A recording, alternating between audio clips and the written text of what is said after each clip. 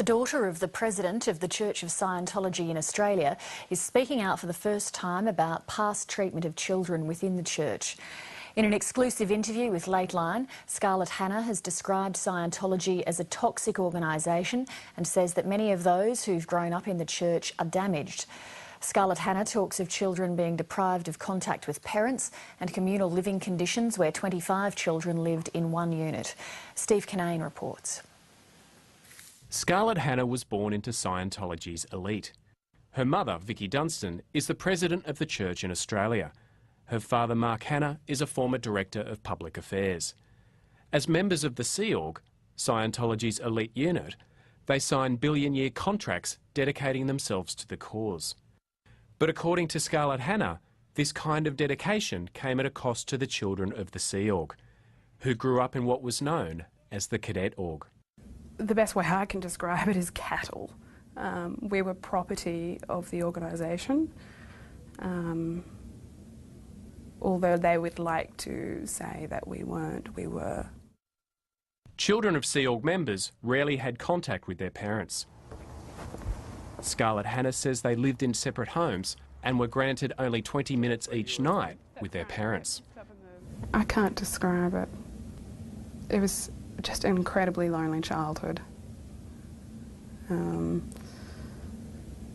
had no one to talk to or to look after me or to ask me how I was after school or, you know, any of those things that most of us take for granted. The Cadet Org was eventually disbanded around 8 years ago, after Sea Org members were banned from having children. Until then, Cadet Org members lived in townhouses like this one. It's probably one of the most overcrowded buildings that we lived in. There's probably up to about 25 kids in this particular unit. Being looked after by one nanny? One nanny, that's right. What about children? Do you ever see them? Oh, that's right. L. Ron Hubbard didn't believe parents were good for children. Sheila Huber is a former executive establishment officer at the Church of Scientology in Los Angeles. At the age of 16, she signed up to the Sea Org. One of her first jobs was as a nanny. I couldn't believe it. It was wall-to-wall cribs. There were just under 30 children, and they were under my sole care. I had no training.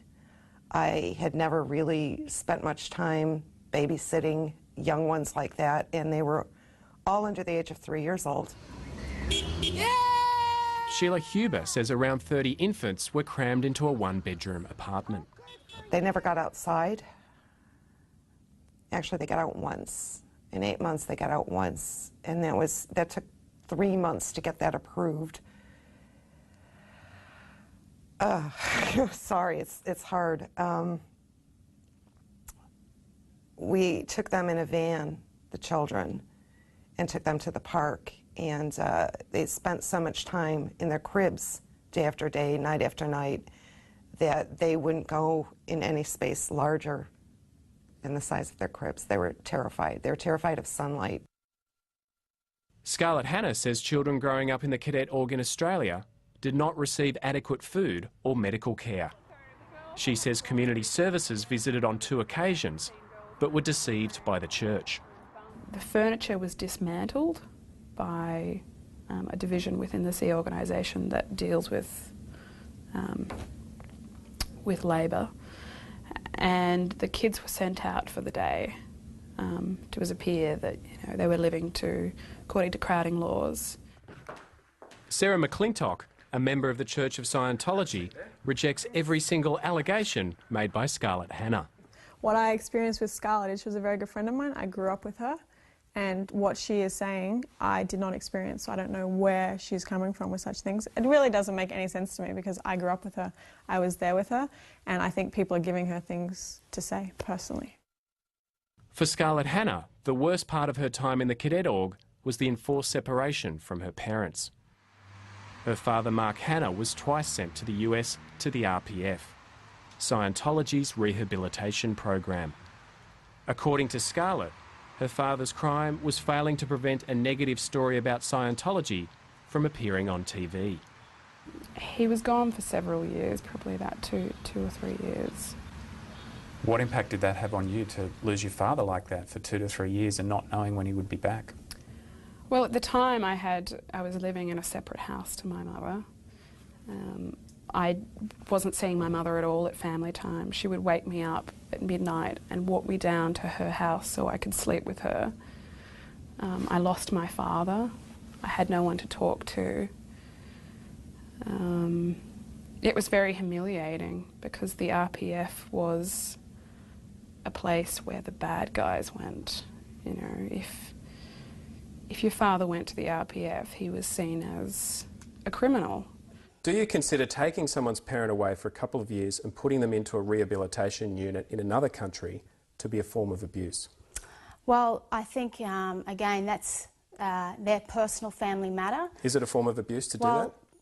I don't know what to say to that, I'm sorry. Well, it's an organisation that you're speaking for here, yeah. And it's an organisation who has routinely done that to parents and their children. Is it a form of abuse? Well, I don't actually agree that it's been routinely done, and I think in that instance, in that family, you would have to speak to those, to the father and the mother as to why they lived like that, why they chose to take that action.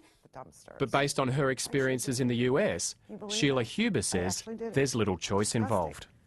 I get surrounded by 8 grown men, grown Sea Org members, 8 grown men in a circle around me, telling me I'm now going to the RPF. I can really relate to Scarlett's story, and this is something that to this day, I still have nightmares about this. And we're talking this, I was on the RPF in 1986.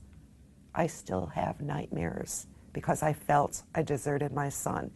My son, who I had full legal custody of, was illegally taken from me and given to my ex-husband because he was a Sea Org member in good standing.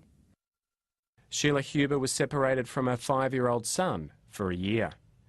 She was sent to the RPF for having sex with someone she wasn't married to. She was unmarried at the time. At the age of 13, Scarlett Hanna was kicked out of the Cadet Org and sent to live with adults from the Sea Org in this home in inner Sydney. Basically, I was living unsupervised from 9 in the morning to 12 at night to midnight. At the time I was going to a very rough school, probably one of the roughest schools in Sydney. I was being bullied and bashed, and so I just stopped attending school. My parents didn't know a thing about it at the time. I started hanging out in parks because I was so socially isolated, and this led me to being raped by a convicted murderer and running away. Despite her experiences, Scarlett doesn't blame her parents. I think they're part of the organisation, they were part of the machine. I think the church had some very toxic ways of managing its staff and their children, and I definitely blame the church as an organisation, not my parents at all. How could you know what you're doing? Scarlett Hanna has been under immense pressure not to tell her story. Her father has even threatened to sue her. Scarlett Hanna decided to speak out after seeing the Four Corners program on Scientology.